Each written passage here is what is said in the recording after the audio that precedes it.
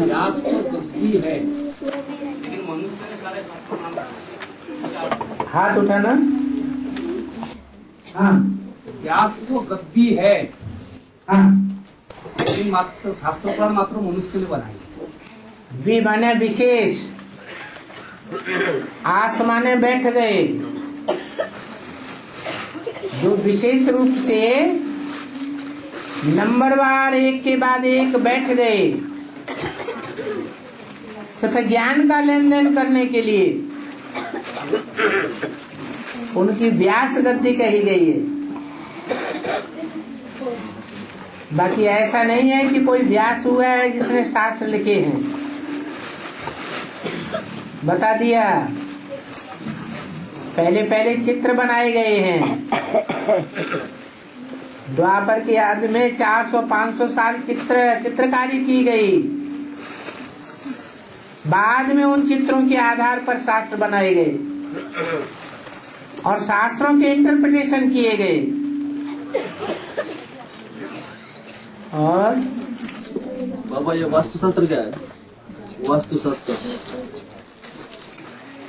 वो आज के जमाने में जिसे कहते हैं बिल्डिंग बनाने का शास्त्र, ऐसा बनाना चाहिए, वैसा बनाना चाहिए, ऐसा बनाएंगे तो ये अनिष्ट हो जाएगा, ये फायदा हो जाएगा, वैसा बनाएंगे तो ये अनिष्ट हो जाएगा, वो फायदा हो जाएगा। ऐसी ऐसी अपनी मनुष्यमत बैठ बनाई है। बाकी असली वास्तुकार तो स्वयं परमात्मा है, जो आकर के नई दुनिया बनाता है। वो नई दुनिया 2500 वर्ष तक के लिए सेफ रहती है। और बिच्छुनी 100 बच्चे पैदा करती है, बिच्छुनी 100 बच्चे पैदा करते हैं तो उसकी पेट फट जाती है, बच्चे बाहर निकल आती है।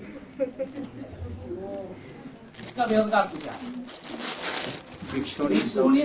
बिच्छू, फीमेल बिच्छू ढेर के ढेर बच्चे पैदा करती है और उसका पेट फाड़ करके बच्चे पैदा होते हैं। हाँ, तो माँ मर जाती है। हाँ, बिच्छुनी मर जाती है, बच्चे बाहर निकल आते हैं। हाँ जी, तो इसका वेद का अर्थ क्या है? वेद का अर्थ आज की दुनिया में नहीं देख रहे, बच्चे पेट फाड़ करके निकाले जाते हैं और एक साथ 2-2, 4-4 बच्चे पैदा होते हैं।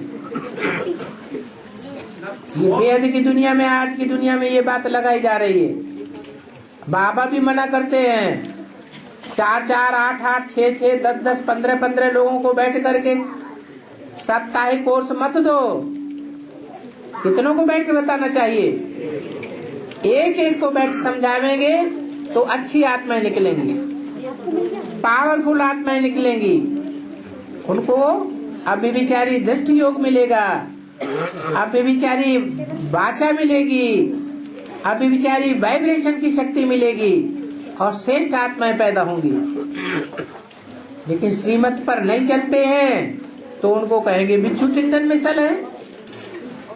खुद भी दुखी होते हैं और दूसरों को भी दुखी करते हैं। और गुरु लोग जब खाना खाते हैं सारे थाली साफ कर देते, इसका व्यवहार क्या है?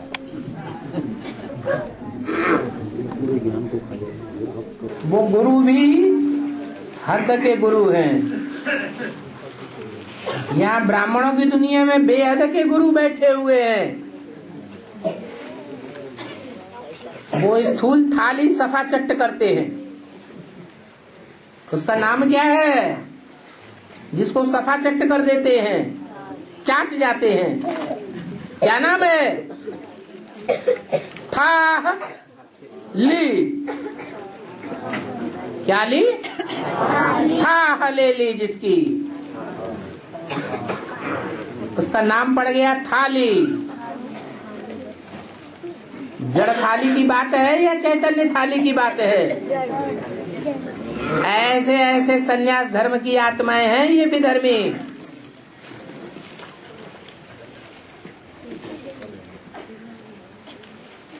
और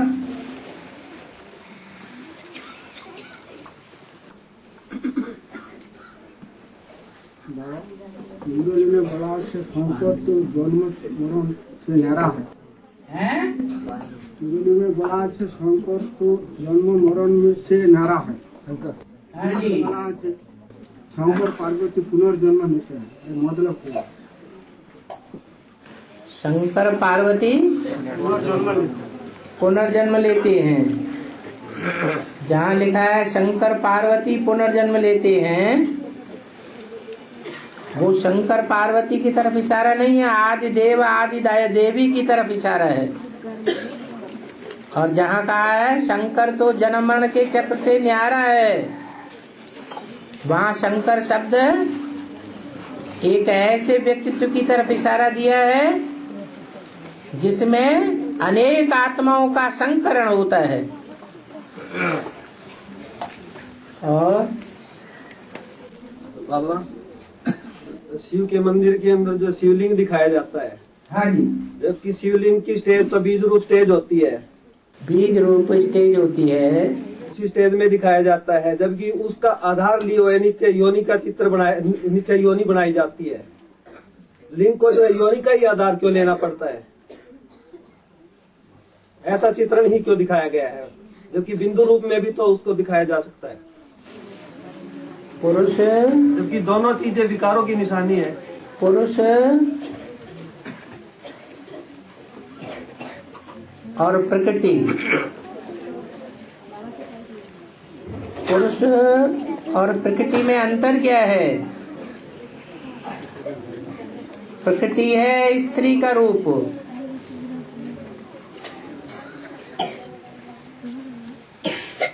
और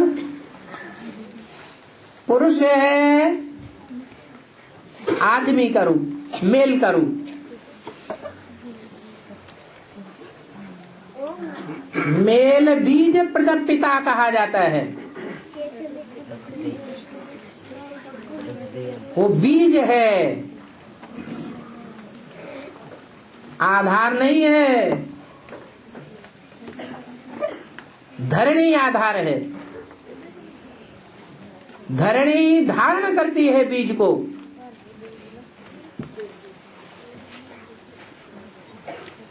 तो बीज रूप जो पिता है वो धरणी का आधार लेता है। अगर धरणी का आधार नहीं लेगा तो बीज फलीभूत नहीं हो सकता। धरणी का आधार लेना ही पड़े, भले वो परम पिता परमात्मा ही क्यों न हो। वो भी संसार में तभी प्रत्यक्ष हो सकता है जब वो प्रकृति का आधार लेता है। इसलिए गीता में लिखा हुआ है, प्रकृति सौम्यनिष्ठा है, ये मेरी प्रकृति है जिसका मैं आधार लेता हूँ।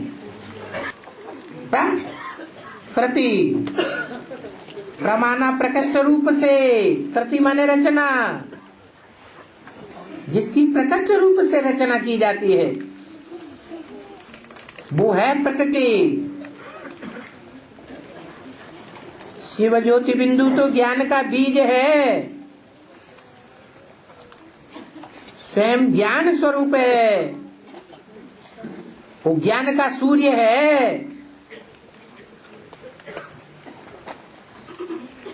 और धरणी का आधार लेता है, तब चंद्रमा जैसे बच्चों की जन्म होता है।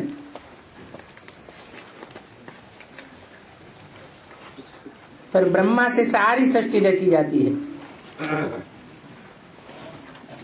तो शिव ज्योति बिंदु के लिए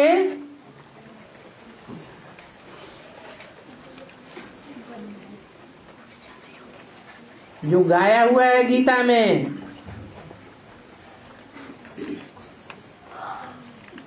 मैं प्रकृति का आधार लेता हूं। अहम बीज प्रदप पिता, मैं बीज डालने वाला पिता हूं। तो डालने वाला ऊपर होगा या नीचे होगा? है ऊपर है, और जो उसको ग्रहण करने वाला है वो नीचे है। इसलिए पार्वती जो जगत माँ है उसको नीचे कई ओर दिखाया गया है, जिसका नाम दिया है बे। अलफ नहीं, क्या? बे। असली माँ कौन है? ये ब्रह्मा ही तुम्हारी जगदम्बा है, परंतु तन पुरुष का है। इसलिए मम्मा को निमित्त बना के बैठाया गया फॉर द टाइम बीइंग, अल्पकाल के लिए। सदाकाल के लिए कोई जगदम्बा और है। तो जगदम्बा है स्त्री का चोला, जगत पिता है पुरुष का चोला। जिस जगत पिता में ज्योति बिंदु प्रवेश करता है, किस लिए?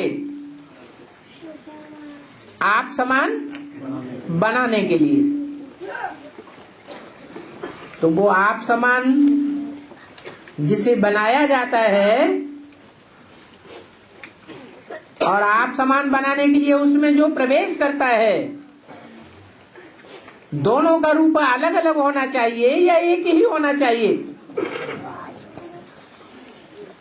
पता कैसे चलेगा ये आप समान बनाने वाला है और ये बाप समान बनने वाला है? दोनों के रूप में क्या अंतर है? पहचान कैसे पड़े? पता कैसे पहचान पड़ता है?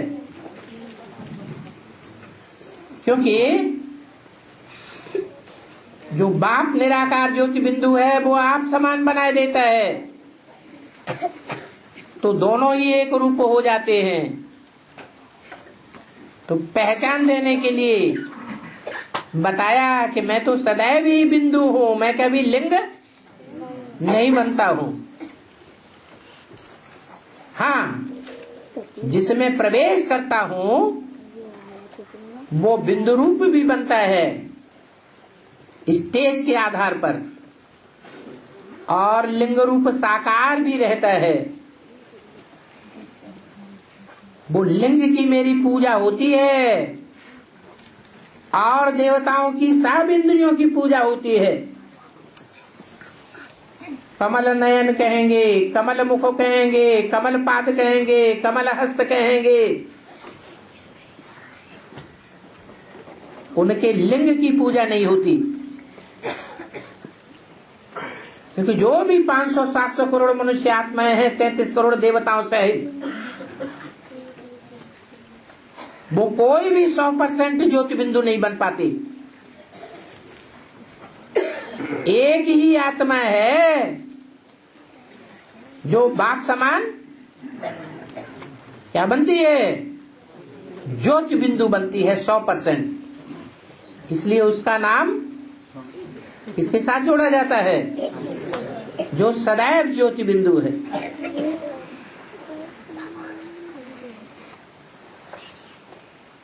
इसलिए वो ही पुरुष है। स्त्री तो बे का रूप है, पड़ा हुआ रूप है। स्त्री चोले को पतित बनाया जाता है। वो स्त्री चोला ही अगले जन्म में फिर पुरुष बनता है। तो पतित तो आत्मा होती है, परंतु काहे के द्वारा पतित होती है? शरीर के द्वारा। इसलिए शरीर ही प्रकृति का रूप है। शिव के लिए कहेंगे शिव ज्योति बिंदु के लिए प्रजापिता प्रकृति का रूप है।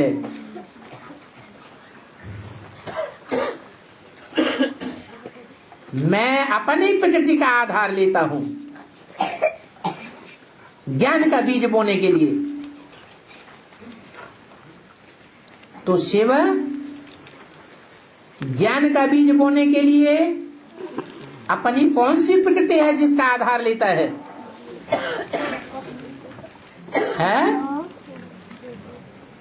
प्रजापिता का साकार रूप। और प्रजापिता किसका आधार लेता है? जगदम्बा का आधार लेता है।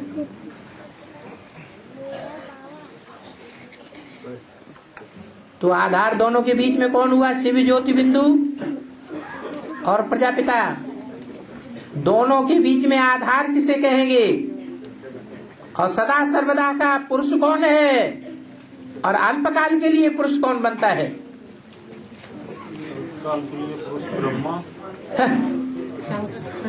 प्रजापिता भी तो ब्रह्मा है। पहला ब्रह्मा कौन है? प्रजापिता। इसलिए वो भी आधार है। सारी सृष्टि में जो भी आत्मा मात्र हैं वो सब आधार हैं। एक शिव ज्योति बिंदु पुरुष है, वो सदा काल का पुरुष है, अल्पकाल का नहीं है। छोटे बच्चे को मां नहीं संभाल सकती है, इतना प्यार पैदा हो गया है। और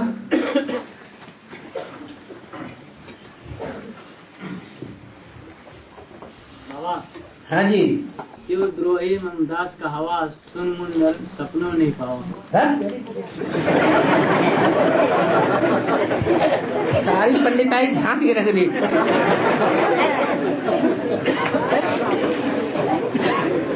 अच्छा, तो क्या पूछना चाहते? शिवद्रोही मम दास कहावा सो नर सपने हूँ वो ही न पावा।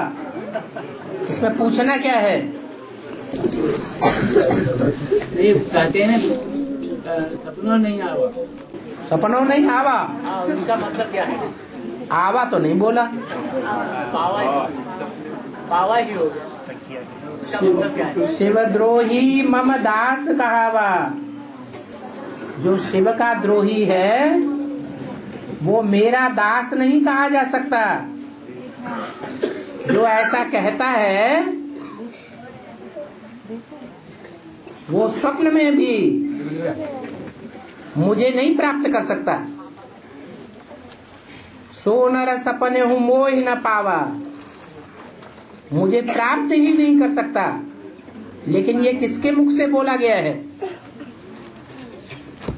ये वाक्य किसके मुख से बोला गया? अरे बोलने वाला कौन है? कौन से शास्त्र की बात है? रामायण की बात है, लेकिन बोली किसने है? उस पात्र का नाम क्या है? तुलसीदास। तुलसीदास ने तो सारी रामायण बोली, राम वाली आत्मा ने बोली। राम अपन को भगवान समझता है, तो भगवान ये बात कहते हैं। क्या क्या कहते हैं? फिर से रिपीट करो, अब तो सही सही रिपीट कर दो। शिवद्रोही मम दास कहावा। जो शिव का द्रोही है वो मेरा दास, मेरा भक्त कभी नहीं हो सकता। वो मेरे को किसी जीवन में प्राप्त नहीं कर सकता। कौन? जो शिव का द्रोह करने वाला है। यहाँ शिव उन्होंने किसको कहा है?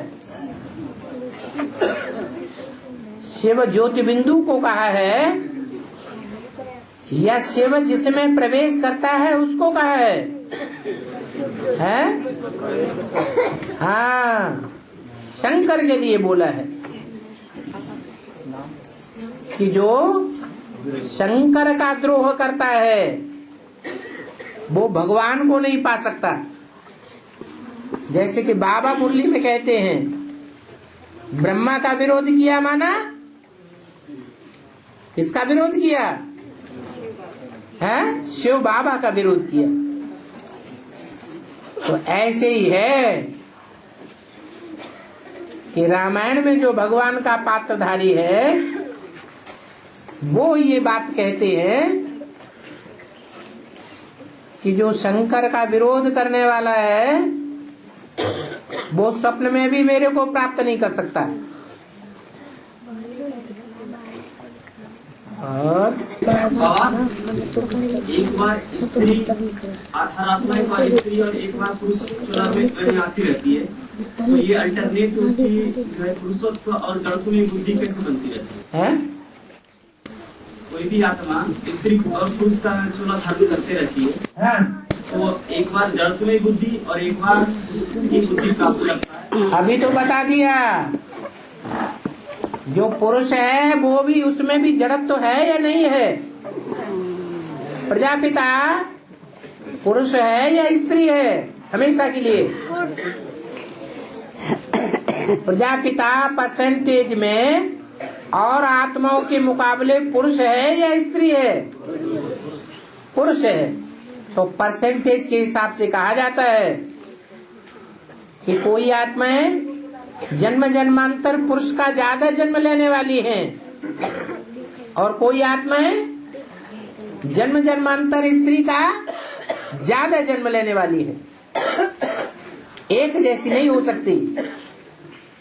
ये भेंट में कहा गया है। बाकी परम पुरुष तो एक ही है जिसकी सब सजनियां हैं। वो कौन है? एक शिव ही है जो परम पुरुष है। वो किसी के कंट्रोल में नहीं चलने वाला।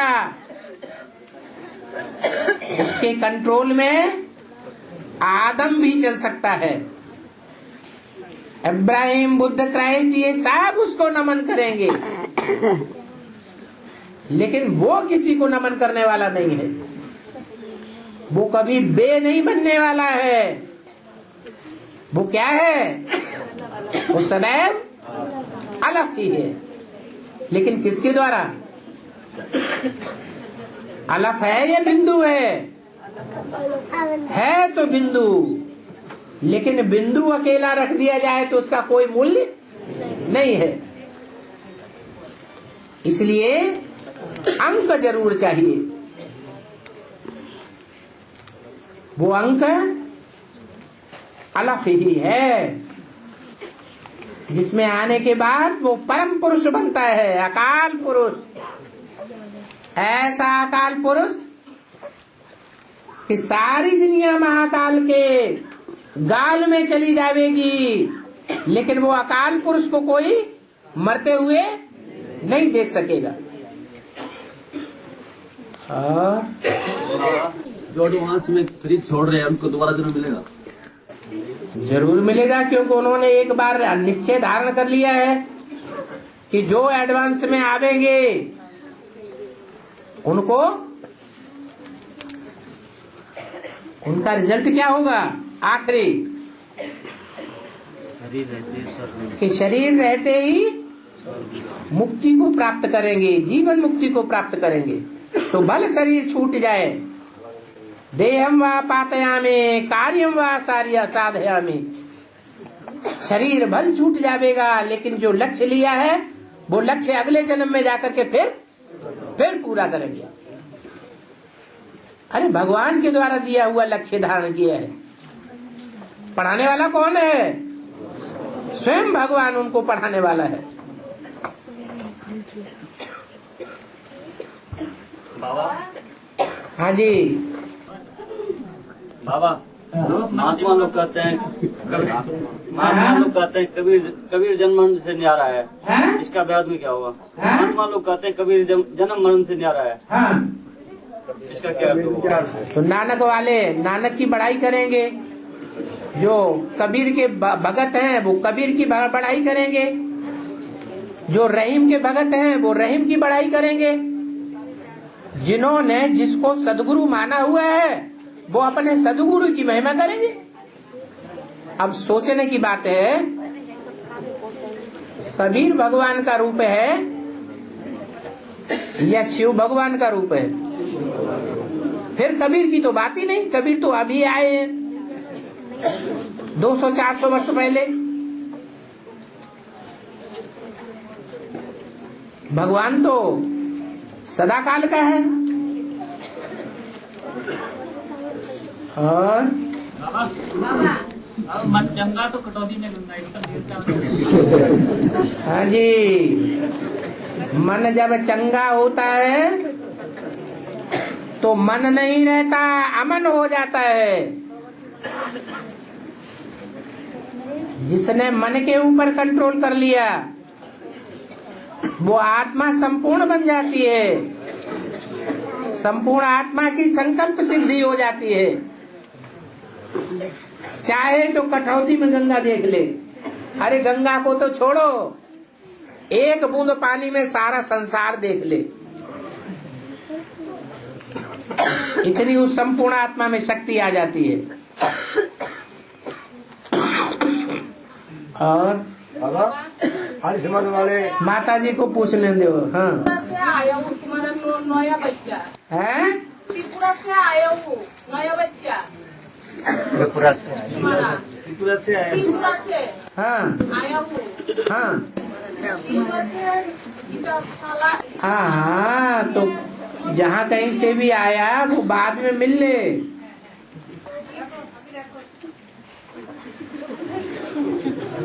व्यक्तिगत बातें भरी सभा में नहीं पूछना चाहिए। पर्सनल बातें भरी सभा में नहीं पूछना है। सबका कल्याण की बातें पूछो। हाँ जी बाबा आर्य समाज वाले अपने को आर्य मानते हैं, ऐसा क्यों? सभी धर्म वाले अपने को आर्य मानते हैं, वो ज्यादा मानते हैं। वो बोल बोल करते हैं। दूसरे धर्म वाले बिना बोले ऐसे समझते हैं कि हम ही श्रेष्ठ हैं, हमारे मुकाबले और कोई दूसरा धर्म श्रेष्ठ नहीं है। और ज्ञान तो सदा है ही है, बाबा ज्ञान तो सदा है ही है। ज्ञान सदा है, या मनुष्य पैदा किया सकता है, या मनुष्य पैदा करता है ज्ञान, मनुष्य पैदा नहीं करता। लेकिन तुम कहते हो अरे ज्ञान सदा होता तो भगवान को आने की क्या दरकार है? अगर इस सृष्टि पर सदा ज्ञान मौजूद होता तो भगवान को इस सृष्टि पर आने की दरकार है? फिर और द्वापर से जो लिखे गए थे वेद 7 एक किसने लिखे? व्यास ने पढ़े के लिखे थे? हैं? व्यास भगवान ने पढ़े थे कि लिखे गए थे? द्वापर से जो लिखे गए वेद शास्त्र द्वापर से लिखे गए बाबा। हाँ, जो वो किसी व्यास ने लिखे, किसी ने पढ़े थे कि लिखे गए थे? लिखे थे। कोई भी शास्त्र जो बनाए जाते हैं किसी भी धर्म में, वो धर्म पिता का उच्चारण किए हुए महावाक्य होते हैं। जो धर्म पिताएं हैं वो बोल करके सुनाते हैं, लिख करके कापी में नहीं देते। बाद में उनके जो फॉलोअर्स होते हैं वो उन शास्त्रों को लिख देते हैं। उस लिखे हुए का नाम पड़ता है बाइबल, गीता, कुरान वगैरह वगैरह। और बाबा हमारी एम ऑब्जेक्ट होती है लक्ष्मी, नर से नारायण और नारी से लक्ष्मी बनना। हाँ जी, लेकिन लक्ष्मी और नारायण का पद तो अभी डिक्लेयर हो चुका है, तो अब हम किस चीज को लक्ष्य मानकर पुरुषार्थ करें? क्यों उसके बाद नंबर नहीं है क्या? सत्युग में एक ही नारायण बनता है क्या है? और किसी नारायण की तो कोई गाथा ही नहीं है। गाथा ही नहीं है, माना पहले नंबर का नारायण आप नहीं बन सकते है? इनका मतलब है बाबा क्या वो तो डिक्लेयर हो चुकी सीट। हाँ, तो फिर हमें कहाँ मिल जाएगी? वो हमें कहाँ मिल जाएगी? पुरुषार्थ करो तुम्हें मिल जाएगी। जिसको नारायण की डिग्री मिल गई होगी वो तुम्हें ऑफर कर देगा। जब मुरली में बोला है कि प्लस में भी नारायण आ सकता है, सन 76 में और 76 से पहले नारायण की डिग्री किसी को मिली हुई थी या नहीं मिली हुई थी? किसको? ब्रह्मा बाबा को नारायण की डिग्री मिली हुई थी, सरस्वती को लक्ष्मी की डिग्री मिली हुई थी। तो उन्होंने भी ये प्रश्न किया क्या? उसके समय ये प्रश्न हुआ लोगों को कि लक्ष्मी नारायण की डिग्री जो डिक्लेयर हो गई, मम्मा और बाबा लक्ष्मी नारायण बनेंगे, तो हम क्या पुरुषार्थ करें? तो उसका जवाब आया कि नहीं? क्या आया? प्लस में नारायण बन गए। बाबा भी कहते हैं एक माला की बात छोड़ो, ढेर मालाएं बना देंगे, तुम कोई न कोई माला के मुखिया बन जाना, अपनी दुनिया के तुम नारायण बन जाना। हर सितारे में एक एक दुनिया छिपी हुई है, एक एक सितारे में एक एक दुनिया बसी हुई है। वो सितारा स्वयं उस दुनिया का मालिक है। अब कोई छोटी दुनिया के मालिक है, कोई बड़ी दुनिया के मालिक है। मुसलमानों से कहो तुम्हारी घरवाली, तुम उसको बेगम क्यों कहते हो?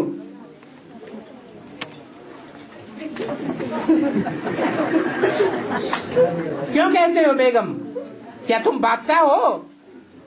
तो क्या समझते हैं वो अपने को? वो कहेंगे हम अपने घर के बादशाह हैं। तो उनकी उतनी ही छोटी सी दुनिया है, जितनी सेवा करेंगे उतनी बड़ी दुनिया के मालिक बनेंगे। रौछे आओ मत। क्या कहा? परेशान होने की जरूरत नहीं है। क्या करने की जरूरत है? पुरुषार्थ करने की जरूरत है, ज्यादा से ज्यादा सेवा करने की जरूरत है। जितनी जास्ती आत्माओं को संदेश देंगे, जितनी आत्माओं को अपने संपर्क संसर्ग संबंध में लावेंगे, वो सब आपकी दुनिया की भांति बनेंगी।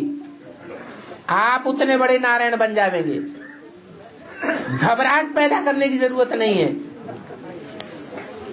और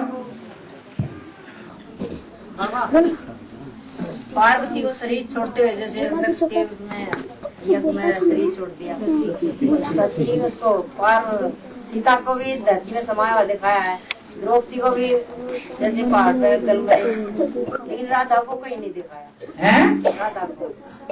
राधा को कहीं नहीं दिखाया? शरीर छोड़ते हुए। हाँ, क्या नहीं दिखाया? राधा और पार्वती अलग अलग थे क्या? अरे रे पहले एक बात तो क्लियर कर लो। पंगा बदल बदल के क्यों, पैतरे बदल बदल के लड़ाई कर रही है? अज्ञानी ने पूछा था, हमको क्या जवाब? अज्ञानी ने पूछा सो तुमने पूछ दो। क्या जवाब दिया? अब ज्ञानी बन के पूछो। और बाबा जो 4.5 लाख रुद्रमाला के मर गए हैं और 4.5 लाख विजय माला के, तो जैसे कृष्ण और राधा जैसे जन्म लेने वाले बच्चे हैं, कृष्ण और राधा जैसे जन्म लेने वाले बच्चे हैं, अगर वो आएंगे तो जनसंख्या ज्यादा हो जाएगी ना? जनसंख्या ज्यादा हो जाएगी ना? जनसंख्या ज्यादा हो जाएगी। जैसे 4.5 लाख रुद्रमाला के, 4.5 लाख रुद्रमाला के और 4.5 लाख विजय माला के। हाँ, जन्म लेने वाले फिर विजय माला से होंगे या रुद्रमाला? राधा चंद्रवंश की और कृष्ण सूर्यवंश का। ये संगम की बात है या सतयुग की बात है? ये संगम की बात है। और जो तुम पूछ रहे हो वो सतयुग की बात पूछ रहे हो या संगम की बात पूछ रहे हैं? सतयुग की बात पूछ रहे। तो सतयुग में तो जो भी जन्म लेने वाले होंगे वो चंद्रवंशी होंगे या सूर्यवंशी होंगे? तो चंद्रवंशी हुए। और बाबा, हाँ हाँ बाबा बाबा क्या है? मनुष्य अपने बाप को भगवान समझते, इसका क्या कारण है? मनुष्य अपने बाप को भगवान समझते और इसका अर्थ? मनुष्य अपने बाप को भगवान समझते? अपने आप को। हाँ, तुम भी समझ लो।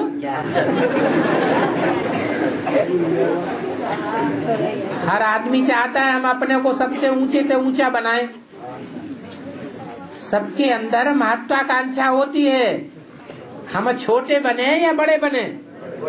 बड़े बने तो हर आदमी ये चाहता है हम बड़े से बड़े बने, लेकिन बड़े कर्मों से बनेंगे, व्यवहार से बनेंगे, अच्छी वाचा से बनेंगे, अच्छे संकल्पों से बनेंगे, या सिर्फ सोचने मात्र से बन जाएंगे? करने से बनेगी ना। तो जो कर नहीं पाते हैं वो फिर सोचते हैं अब ये करना धरना और ये बाचा बोलना व्यवहार करना ये तो बड़ी लंबी चौड़ी खीर है, इसलिए अभी से स्वयं ही बन के बैठ जाओ, शिवो हम पूजा कराना शुरू करो। कोई करेगा तो ठीक है, नहीं करेगा तो जो दे उसका भी भला, न दे उसका भी भला। और बाबा बेसिक में ज्योतिष भाई को बेसिक में ज्योतिष भाई को वेद व्यास का टाइटल दिया गया है, वेद व्यास का। ये सच ही झूठ है? मतलब ये बातें सच है, ये झूठ है? अब समझ लो, आप बताइए। जो वेद व्यास का टाइटल दिया है वो सच्चाई का विरोध करेगा या सच्चाई के अनुकूल चलेगा? है अनुकूल चलना चाहिए। तो उन्होंने जो भी शिक्षा दी है BK ब्रह्मा कुमारी विद्यालय में, वो भगवान को प्रत्यक्ष करने की शिक्षा दी है या भगवान को गुम करने की शिक्षा दी है? तो फिर व्यास कहाँ से हो गया? व्यास को तो भक्ति मार्ग में समझते हैं कि व्यास भगवान था। मनुष्यों में अगर कोई सर्वश्रेष्ठ है द्वापर युग से तो कौन श्रेष्ठ है? व्यास। और भगवान बाप के बन के इस इंद्रिय में विकर्म करेंगे, उस इंद्रिय काटी दी जाएगी। हाँ, उसका बेहद का अर्थ यही है कि जो आदमी जैसा कर्म करता है वैसा ही उसको फल मिलता है। क्या? जैसा कर्म करेगा वैसा ही फल मिलेगा।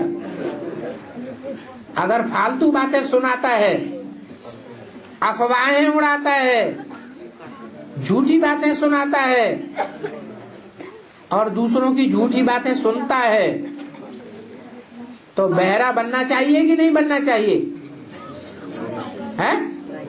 बनना चाहिए। जो आदमी गंदी दृष्टि से दूसरों को देखता है, गंदे गंदे संकल्प चलाता है,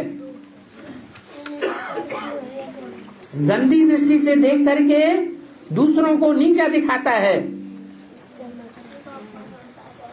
अनिष्ट करता है, दूसरों को भावनाहीन बनाता है, हीनता की भावना पैदा कर देता है, वो अंधा बनना चाहिए या नहीं बनना चाहिए? बनना। तो ये हिसाब बना हुआ है। है? हिंसा माने कि हिसाब माने? हिंसा, हिंग माने हीनता। एक बड़प्पन होता है, उसका उल्टा होता है हीनता, हीनता की भावना, और एक उसका उल्टा बड़प्पन की भावना। अंग्रेजी में कहते हैं inferiority complex, superiority complex. Superiority complex जो है वो अपने को महान समझेगा, दूसरों को भी महानता के रूप में देखे, तो महानता है। और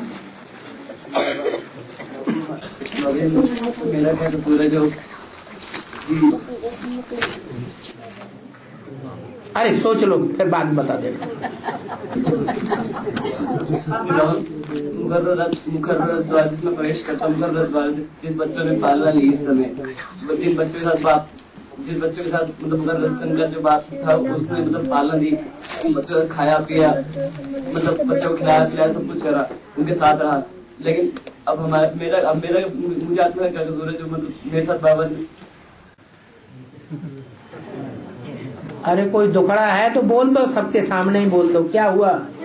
बाबा दुखड़ा नहीं है, मतलब कुछ आत्माओं से सुनता हूँ कि बाबा ने हमारे साथ खाना खाया, बाबा ने हमारे साथ मतलब खेत करा, ये करा। अरे तुम अपनी कंप्लेंट सीधी करो, कुछ आत्माओं की बात छोड़ दो।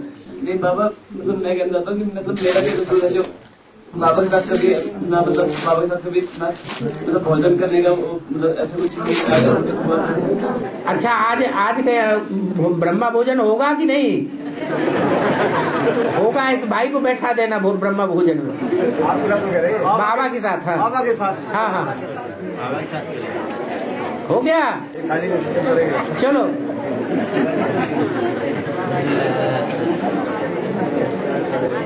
और बाबा, हाँ, शिव निराकार क्यों है? शिव निराकार क्यों है?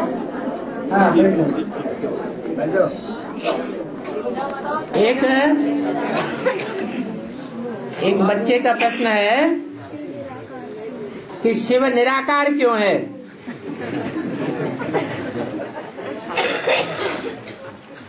शिव इसलिए निराकार है कि दुनिया में जितने भी साकार हैं वो सब कितने भी श्रेष्ठाचारी बन जाए, भगवान उनको कितना भी बड़े से बड़ा श्रेष्ठाचारी बना दे, फिर भी एक दिन वो भ्रष्टाचारी बन जाते हैं। जब सारे ही श्रेष्ठाचारी दुनिया के भ्रष्टाचारी बन जाते हैं तो उन भ्रष्टाचारियों को आज भी मुरली में बात आई कि सारी दुनिया के सारे ही भ्रष्टाचारियों को श्रेष्ठाचारी कौन बनावेगा? इसलिए शिव निराकारी बनते हैं कि मैं एक ही हूँ जो सदैव निराकारी हूँ, क्योंकि जो निराकारी है वो ही निर्विकारी और निरहंकारी रह सकता है। और पुरुषार्थी जीवन में भी जो जितना निराकारी, निर्विकारी और निरहंकारी बन करके रहता है पुरुषार्थी जीवन में, वो उतना ही शिव के नजदीक रहता है। परम धाम में शिव के नजदीक सीट मिलेगी, और जिसको परम धाम में शिव के जितने ही नजदीक सीट मिलेगी, दुनिया में जब वो आत्मा उतरेगी तो दुनिया की नजरों में भी वो उतनी ही ऊंची उठ करके रहेगी। इसलिए ये नियम है कि जो जितना निराकारी वो उतना ही निर्विकारी बनेगा और उतना ही निरहंकारी बनेगा। तो एक आत्मा तो जरूर 100% निराकारी होनी चाहिए और सदा काल के लिए होनी चाहिए। उसका नाम है सदाशिव। वो सदाशिव किस रूप में दिखाया जाता है? उसका कोई निशानी है? शिवलिंग निशानी नहीं है, नहीं। उसकी निशानी है शंकर का तीसरा नेत्र। क्या नाम है उस नेत्र का? सदाशिव नेत्र।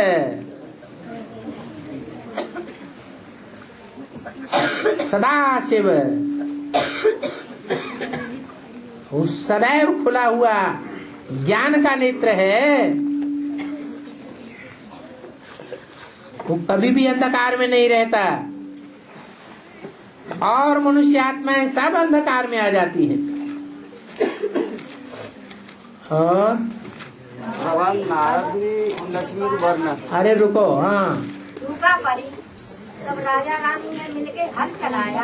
हाँ घड़े में सीता जी गई और बरसात भाई। हाँ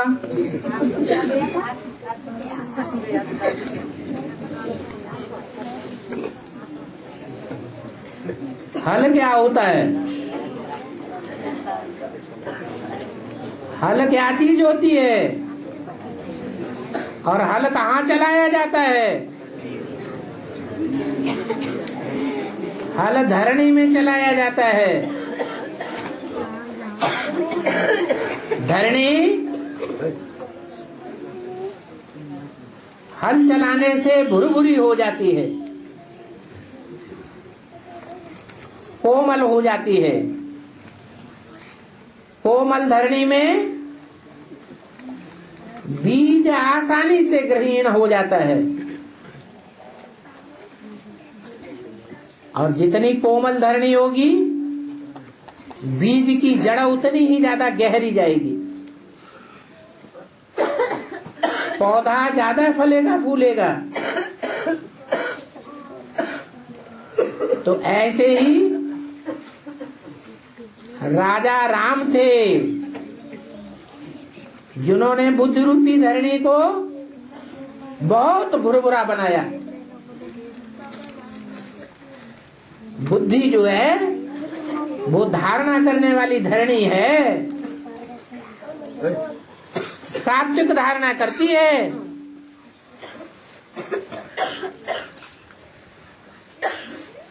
धारणा करने वाली धरणी जितनी भुरभुरी होगी, जितनी कोमल होगी, उतना बीज अच्छा फलीभूत होगा। तो राम ने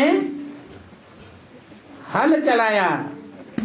और जनक के यहाँ पूछा है माता, जनक के यहाँ काल पड़ा, फिर राजा जनक ने हल चलाया तो माता जी ने पूछी। अरे राजा जनक कोई दूसरा नहीं है, राम वाली आत्मा ही राजा जनक है। जनक माने पिता, वो उसका पिता भी है, वो उसका पति भी है। भगवान क्या है? हमारा पिता भी है और पत्नी भी है। तो साजन सजनी का भी संबंध है भगवान के साथ। तो जनक कोई दूसरा नहीं था। अपने राज्य में उन्होंने जब हल चलाया धरणी में, तो उसमें से मटका निकला। क्या निकला? कलश निकला। कलश, वो कलश मिट्टी का था या सोने चांदी का था? मिट्टी का था। तो स्त्री जाति तो मिट्टी की ही होती है। मिट्टी माना धरणी, और धरणी में से जो पैदा होगा, आदि जिसका धरणी में से है, अंत भी कहाँ होगा? धरणी में ही हो जाता है। तो सीता धरणी से ही जन्म लेती है, धरणी में ही समा जाती है। वो है ही प्रकृति का मूल तत्व, मुख्य तत्व, पृथ्वी। बाबा कन्या देवी लिख दी। हाँ जी, कन्या के रूप में ही दिखाई जाएगी। क्या पंडुए के रूप में थोड़ा ही दिखाई जाएगी? वो धारणा करने वाला पंडुआ थोड़ा ही होगा। धारणा करने वाली कन्या होगी या कुमार होगा? कन्या ही धारण करती है। अंतिम प्रत्यक्षता का सीन क्या होगी? अंतिम प्रत्यक्षता का सीन कैसे होगी? अंतिम प्रत्यक्षता सीन क्या होगा? जो देखे, जो सुने, उसके मुख से निकले मेरा बाप आ गया। और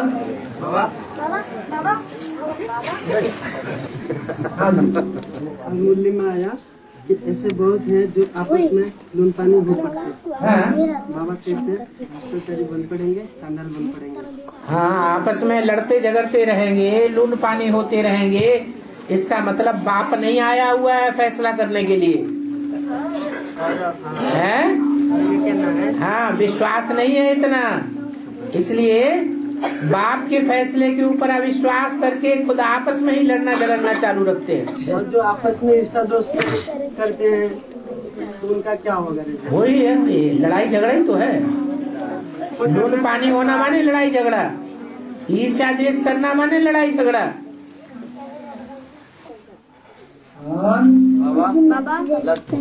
नारद भी लक्ष्मी को वर ना सका, इसका वैध क्या? वो तो सन्यासी था। नारद जो है, नार माने ज्ञान जल, द माने देने वाला। जो ज्ञान जल दूसरों को तो बांटता है, लेकिन खुद विकारी दुनिया में भ्रष्टाचारी दुनिया में ही रमण करता रहता है, तो उसको नारद कहा जाता है। अब समझ गए क्या? नारद भ्रष्टाचारी है, जो भ्रष्टाचारी में रमण करता है, हाँ, उसे नारद कहा जाता है। नारद उसे कहा जाता है। दूसरों को तो ज्ञान देता है, लेकिन खुद नरक की दुनिया में ही विचरण करता रहता है, इसलिए ऐसा है। बाबा, हाँ, शास्त्रों में कहा गया कि जब ऋषि मुनि किसी को श्राप देते हैं या देवता किसी को श्राप देते हैं, तो उस श्राप को पूरी तरह से बदलते नहीं है, बल्कि एक वरदान या उसको कम कर देते हैं। ऐसा क्यों? हाँ जी, हाँ, ऐसा क्यों बाबा? कोई ज्यादा पीछे पड़ेगा, माफी मांगेगा। बाबा भी तो कहते हैं तुम बच्चे पाप कर्म करते रहे, इस जन्म में भी पाप कर्म करते हो, किए हुए कर्मों का तुम्हारा 100 गुना बोझा चढ़ता है। तो जो अपने आप अपना पाप बताए देते हैं, पोता मिल लिख करके दे देते हैं, उनका माफ नहीं करते बाबा? करते हैं या नहीं? आधा माफ कर देते हैं। तो भगवान तो आधा माफ कर देता है। तो ऋषि मुनि जो इतनी तपस्या करने वाले हैं, इतना पुरुषार्थी हैं, तो थोड़ा बहुत तो माफ कर सकते हैं कि नहीं कर सकते हैं? हाँ।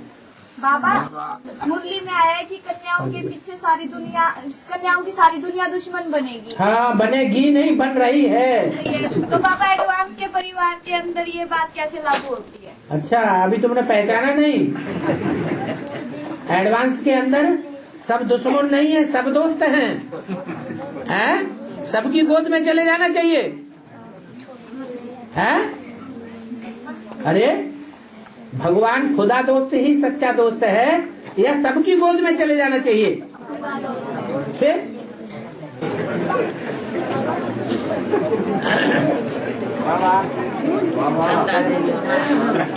ऐसे कहते हैं श्री पीपल के पत्ते पर कृष्ण समुद्र में अंगूठा चूसते आया। पीपल के पत्ते पर समंदर में कृष्ण अंगूठा चूसते हुए आया। हाँ, इसका क्या मतलब? इसका अर्थ ये है कि हद में पीपल का पत्ता होता है, उस पर विचार करो। हद में अंगूठा होता है, उस पर विचार करो। हद में सागर होता है, उस पर विचार करो। सागर का मिसाल है विषय सागर। ये दुनिया क्या है? विषय सागर है। कब? बड़े से बड़ा विषय सागर ये दुनिया कब बनती है? जब भगवान इस सृष्टि पर आते हैं तो ये सारी दुनिया विषय का सागर बन जाती है। दुनिया विषय का सागर बन जाती है, या दुनिया का बीज भी विषय का सागर बन जाता है? अरे दुनिया सागर है तो उसका बीज क्या होगा? बीज भी सागर होगा।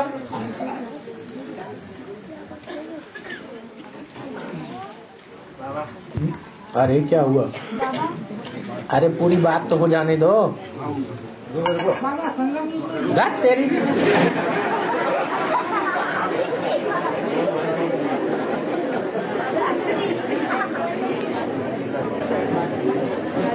दूसरे की बात सुननी ही नहीं है।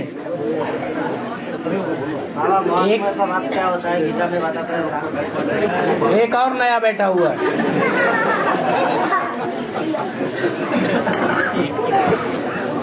इसको कहते हैं राम की सेना।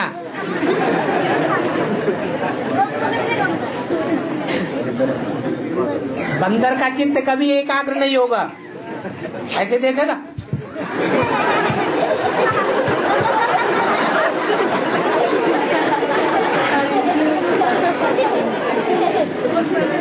अभी एक प्रश्न पूछा गया है, सागर में पीपल के पत्ते पर अंगूठा चूसते हुए कृष्ण को दिखाया गया है। गर्भ महल के अंदर आराम से बैठा हुआ है। तो बताया कि ये सारी दुनिया संसार सागर है, सारी दुनिया के हिसाब से नहीं समझ सकेंगे तो बीज के रूप में समझ ले। जो संसार सागर है उसका बीज क्या है? क्या है? हैं? प्रजापिता। प्रजापिता क्या है? बीज है। उस बीज में सारा संसार समाया हुआ है। जैसे गीता में कहा है, न हम तेषु ते मयि, अर्थात मैं पत्तों में नहीं समाया हुआ हूँ, लेकिन वृक्ष के 500-700 करोड़ पत्ते सारे मेरे में समाये हुए हैं। तो वास्तव में ये बात है किसकी? प्रजापिता की नहीं है। प्रजापिता की तब है जब वो तमो प्रधान है, विषय का सागर है। जब क्षीर सागर बनता है तो किसकी बात है? नारायण की बात है।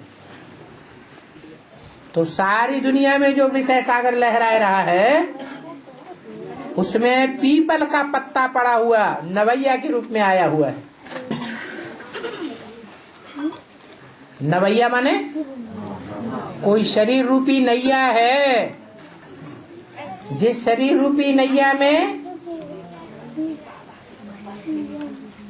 पीपल के पत्ते में कृष्ण वाली आत्मा बिठैया के रूप में है।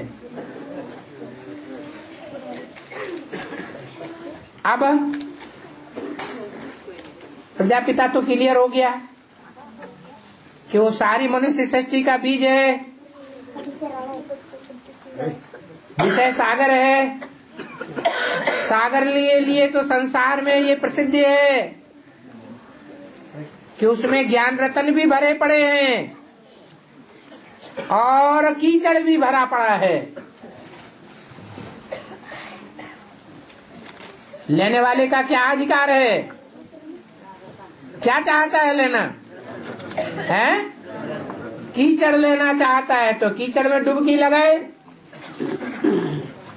और रतन लेना चाहता है तो रत्नों में डुबकी लगाए। तो यहाँ बात हो रही है संसार सागर की।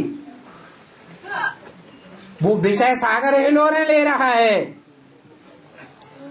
उस विषय सागर में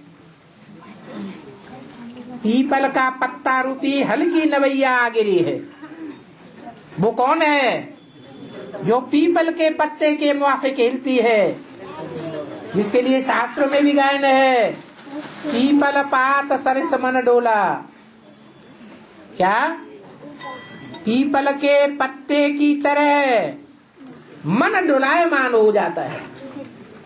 थोड़ा सा हवा का झोंका आया, थोड़ा सा झंझावात आया और वो पत्ता तेजी से, पीपल का पत्ता तेजी से हिलेगा। और पत्ते इतने तेजी से नहीं हिलते हैं। पीपल के पत्ते के मुकाबले कोई और पत्ता है जिसके ऊपर छोटे मोटे हवा का झोंका का कोई असर भी नहीं होता? कोई है या नहीं है? बड़ का पेड़, बड़ के पेड़ का जो पत्ता है और डाली है बड़ी मजबूत होती है। वो बड़ का पेड़ कौन है? प्रजापिता। तो प्रजापिता है पुरुष, और पीपल का पत्ता है जगदम्बा। रुद्रमाला का आखिरी मणका, सबसे कमजोर मणका दिखाया गया है शास्त्रों में। दिखाते हैं कि ऐसे कमजोर मणके का भी आसरा लेकर के भगवान गोवर्धन पर्वत उठा लेता है। वो चाहे तो कितने ही कमजोर से कमजोर आत्मा के द्वारा बड़े से बड़ा काम करा सकता है। तो वो पीपल का पत्ता है जगदम्बा, और जगदम्बे में प्रवेश करती है कौन सी आत्मा? ब्रह्मा कृष्ण की सोल, और वो कृष्ण की सोल कब प्रवेश करती है? स्वर्ग में प्रवेश करती है या नरक की दुनिया को क्रॉस करके स्वर्ग में प्रवेश करती है? कहते हैं ब्रह्मा जब 100 साल का हो जाता है तो नरक की दुनिया खलास करके अमरलोक में जन्म लेता है। ब्रह्मा कहाँ खलास होता है? मृत्युलोक में खलास होता है। तो कब की यादगार है ये? ब्रह्मा की आयु 100 साल कब पूरी हुई? 86-87 में। 86-87 में जब 100 साल आयु पूरी होती है तो वही ब्रह्मा की सोल कृष्ण के रूप में जगदम्बा में प्रवेश कर जाती है। और जैसे ही जगदम्बा में प्रवेश करती है वैसे ही कर्नाटक से ढेर की ढेर आत्माएं निकल पड़ती हैं एडवांस ज्ञान में। उस 1 वर्ष में ब्रह्मा की सोल ने संपन्न होने के बाद 1 वर्ष पूरा लगातार वाणी नहीं चलाई। सारी शक्ति एडवांस ज्ञान में ही उड़ेल दी। तो पीपल के पत्ते पर संसार सागर में गर्भ महल के अंदर माता का पेट में दिखाया है गर्भ महल। उसमें कृष्ण की आत्मा बड़े आराम से अंगूठा चूसती हुई पड़ी है। आत्मा को शास्त्रों में किस रूप में दिखाया है? अंगूठे के रूप में। तो अंगूठा क्या है? मन बुद्धि रूपी आत्मा का मनन चिंतन मंथन ही अंगूठा चूसता हुआ दिखाया गया। ऐसी आत्मा श्रेष्ठ आत्मा उसमें विराजमान है। इसलिए गायन है, नैया हिलेगी डुलेगी लेकिन डूबेगी नहीं। जो अनिश्चयी आत्माएं होती हैं आज निश्चय पैदा करती हैं कि नवैया ऊपर दिखाई पड़ रही है। कल अगर नवैया गाने बगाने डोल गई और समंदर के अंदर सागर के अंदर चली गई थोड़े समय के लिए तो क्या समझते हैं? और डूब गई। लेकिन ऐसा नहीं है। वो नैया हिलेगी डुलेगी कितने भी लेकिन डूब नहीं सकते। तो शास्त्रों में ये बड़ा भारी अर्थ दिखाया गया। प्रतीकात्मक चित्रण है कवियों का। और कवि ऐसे नहीं कोई कविता लिख करके ही अपने भाव को व्यक्त करते हैं। वो चित्रकारी करते हैं पहले। तो अजंता एलोरा एलिफेंटा की गुफाओं में ये चित्रकारी की गई है पीपल के पत्ते के ऊपर, जो दिखाते हैं, अर्थ बताते हैं। लेकिन सही अर्थ बताता कौन है? शिव बाबा ही उसका सही अर्थ बताते हैं।